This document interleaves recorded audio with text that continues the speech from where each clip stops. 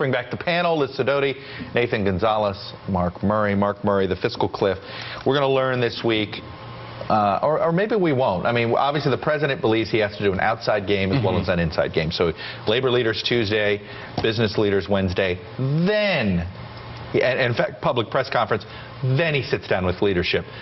It used to be a year and a half ago, it was the reverse. Well, right. The lesson that they learned in 2011 was that just putting all your eggs in the John Boehner basket, hoping to actually close and cut a deal with him behind closed doors isn't good enough. And so you're seeing a lot of different avenues, like whether it's business leaders, labor leaders. You know, one thing we even posed in First Read this morning, Chuck, was did they actually go for some rank and file Republicans, people who might not be in leadership but who might be willing to be part of a coalition to cut a deal? And Nathan Gonzales, Mitch McConnell's political issues that are in 2014, both a little concerned about a primary, got to be concerned about a real challenge in the general election.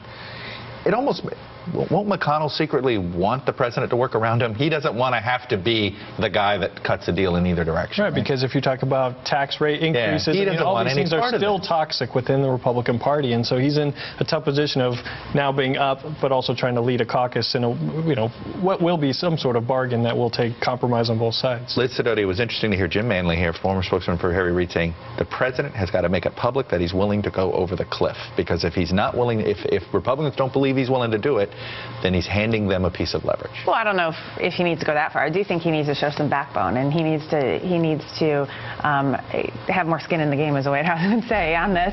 And I think the Republicans are also going to be looking at the fact that in 2 years they've got to answer to this electorate that said to them, figure it out. Perhaps they might believe the electorate might look different. Anyway, shameless plugs. Liz Sidoti.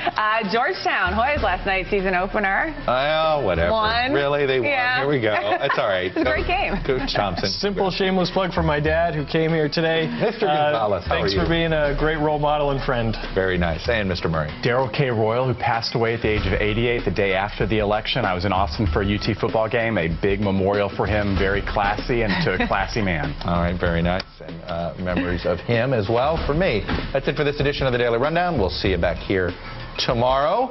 Coming up next.